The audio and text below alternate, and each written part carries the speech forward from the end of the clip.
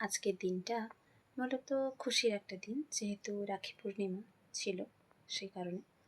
তো কথা হচ্ছে, দিনটা খুশির হলেও গত বছর থেকে জানো তো আমার কাছে কীরকম একটা যেন ম্যাড়ম্যাড়ি টাইপের না কীরকম একটা মনে হতো। তার কারণ ওই যে বাঁধার লোকের অভাব। এবার হ্যাঁ, কেউ হয়তো বলতেই পারে যে আরে তোমার তো দাদা বা ভাই কেউ নেই, তো তুমি কাকে বা বাঁধবে। হ্যাঁ, বলাটা স্বাভাবিক, সত্য ঘটনা। কিন্তু কী জানো তো, আমি বাড়িতে থাকলেও আমার এখানে সবসময় কী বলা যায়, অনেকটা ছোটো থেকেই বাঁধার লোকের কোনো অভাব হতো না।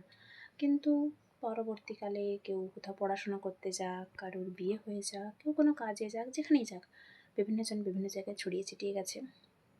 আর এখন কি জানো তো, মানুষের মনে সেই আন্তরিকতা, সেই টান, ভালোবাসা সেটা আর নেই। তো সেই কারণে যে কোনো অনুষ্ঠান উৎসব আসে যায়, কিন্তু যার টাকা আছে, যার কী বলা যায়, একটা স্ট্যাটাস মেনটেন করে যে চলে, তার সাথে সবাই মিলেমিশে থাকতে চায়, নচেত থাকতে চায় না।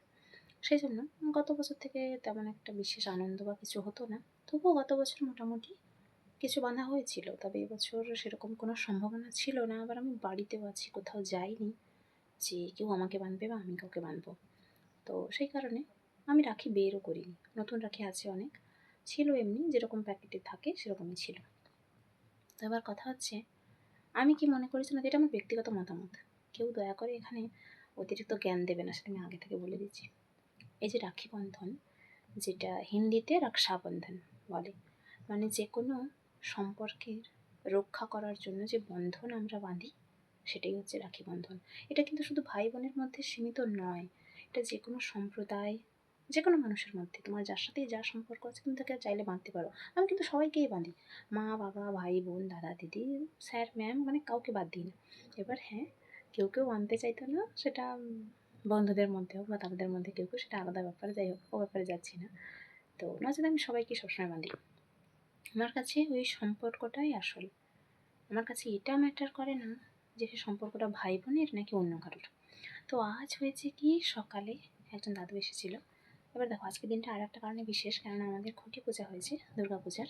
তো এই দিনটা এলেই মনে হয় যে মা যে আসছে, সেটা যেন আকাশে বাতাসে চারিদিকে ছড়িয়ে পড়ে, কান পাতলেই যেন শোনা যায়। আজকে প্রকৃতিটা খুব সুন্দর ছিল বিকেলে, তো আমি দেখছিলাম তখন। এবার কথা হচ্ছে, দাদু এসছে কেন, রাখি বাঁধতে এসছে, যেটা একদম আনএক্সপেক্টেড ছিল, কোনো দিনও এরকম হয়নি। তো দাদু নিয়ে এসছে একদম ছোটো বাচ্চা যারা, তাদের জন্য চকোলেট আর মিষ্টি। মিষ্টি মানে ওই যেটাকে প্যাড়া মিষ্টি বলে, ওটাই। কতজন জানো জানো না বলতে পারছি না, যাই হোক, খেতে কিন্তু ভালোই টেস্ট। তো কথা হচ্ছে, আমার কাছে এসে দাদু বলে, মেঘা হাতটা একটু দেখি। আমি প্রথমে চমকে গেছি, বুঝতে পারিনি। তারপর যখন ভালো করে খেয়াল করি, যে বুঝলাম দাদু রাখি নিয়ে এসছে। তো আমি মানে এমন অপ্রত্যাশিত হয়ে পড়েছি, এরকম ঘটনাটা কি বলবো, মানে আমার যে কীরকম মানে অভিব্যক্তি হওয়া উচিত আমি সেটা খুঁজে পাইনি। যাই হোক, দাদা আমাকে রাখি পরালো, তারপর আবার মিষ্টিটা খাইয়েও দিল। মানে এটা আমি একদমই আশা করিনি যে এই মানুষটা আমাকে খাইয়ে দিবে, ঠিক আছে। যাই হোক, আমি তার নাম বা পরিচয় কিছু বলছি না। তো দাদু খাইয়ে দিল, আর আমি আমার ঘর থেকে রাখি এনে দাদুকে পরিয়ে দিলাম। মা তারপর আমাকে বলছে যে দাদুকে একটা মিষ্টি খাইয়ে দিত। এবার আমার তখন অবস্থাটা কী দেখো, আমি তখন কী করছি, আমি ঘর থেকে আর মিষ্টি আনিনি, দাদুর প্যাকেট থেকে দাদুকে মিষ্টি খাবো ভাবছি, এমন একটা ব্যাপার।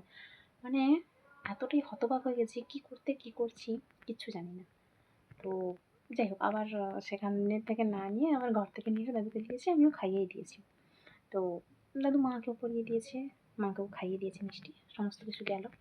তো এটা তো একটা ব্যাপার গেলই।